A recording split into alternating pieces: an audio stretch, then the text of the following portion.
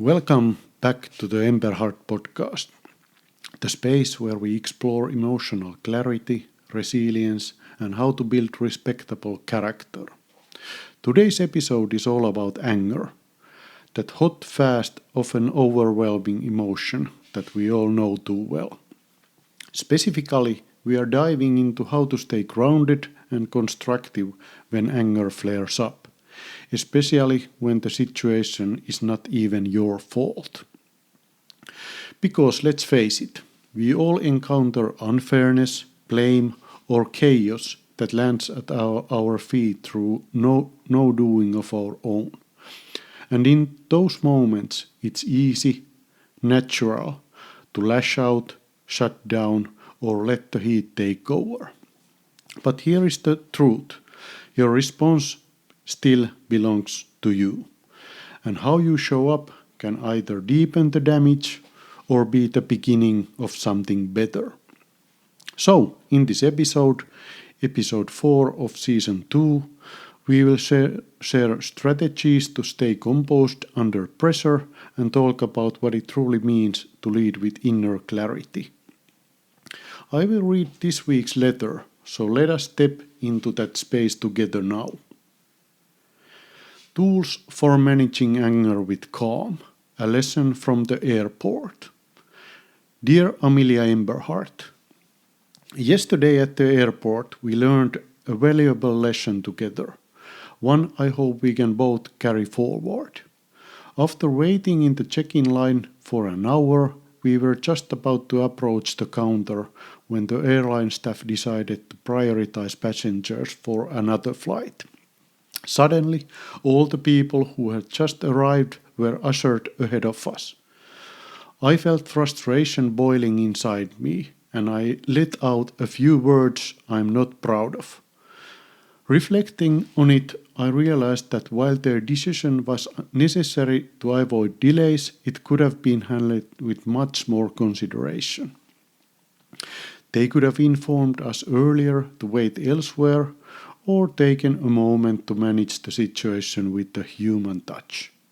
Instead, we were left standing there, feeling ignored, frustrated, and honestly, a little foolish. Like our time and ability to think for ourselves did not matter. It felt as if we were treated as though we were incapable of understanding the situation if they had simply explained it. That was what really stung, and I know you felt it too. But here is the thing. No amount of anger or outbursts would have changed what had already happened. The personnel had made their decision. By showing anger or cursing, I only added to the negativity, making myself feel worse, making the staff uncomfortable, and potentially upsetting you and your sisters even more. If I had kept calm, I know I would have felt better afterwards. Anger often masquerades as strength, but true strength lies in staying composed. Anger itself is not a bad emotion. It is part of being human. When managed well, it can even lead to positive outcomes, like solving problems or motivating change.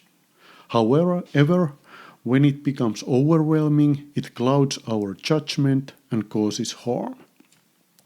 Jerry Defenbacher and colleagues in Principle of Empirically Supported Interventions Applied to Anger Management studied anger extensively, showing that cognitive behavioral therapy offers practical tools to manage it.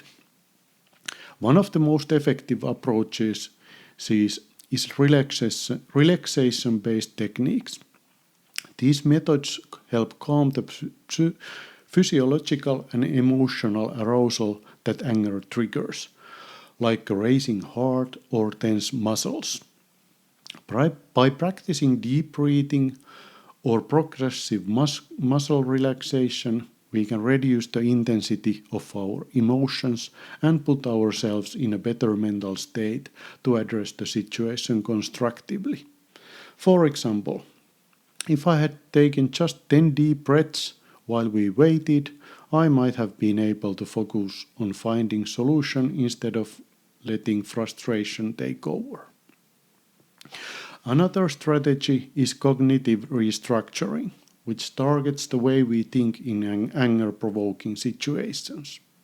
Often, our anger comes from exaggerated or irrational thoughts, like assuming the worst intentions behind someone's actions. In moments like yesterday, I could have reframed the situation by reminding myself that the staff were under pressure and trying to do their best, even if their approach was not ideal.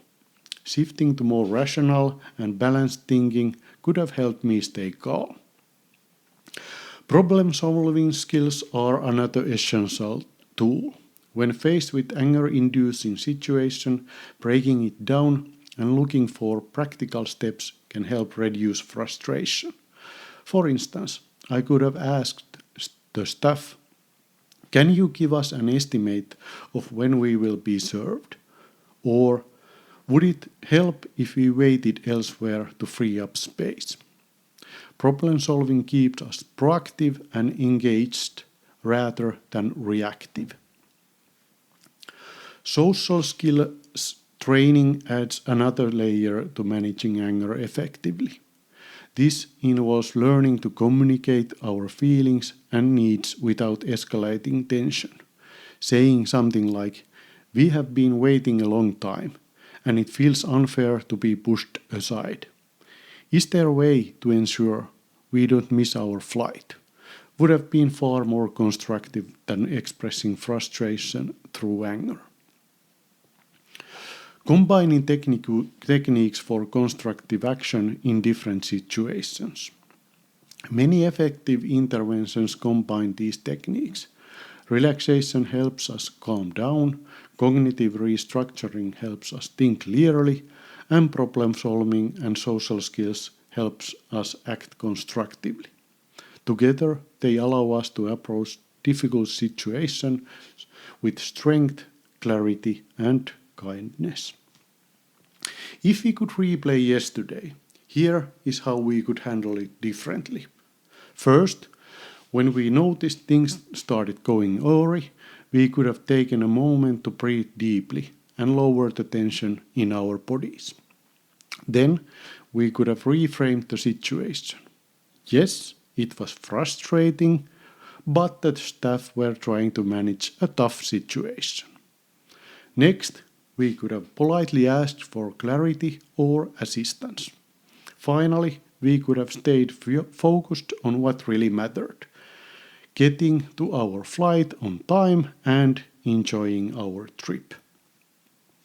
Anger is natural, Amelia, but learning how to manage it is a skill that will serve you throughout life. It is about staying in control of our emotions, even when things do not go our way. By staying calm and constructive, we not only handle situations better, we feel better about ourselves afterward. Yesterday taught me that, and I hope it is something we can both remember next time. This is your moment. Take command and show us the path. Thank you for joining me today on the Emberhart podcast. If this conversation helped you breathe a little easier, I invite you to share it with someone who may need it too. For more thoughts and behind-the-scenes insights, visit us on Facebook at facebook.com/emberhartco. Until next time.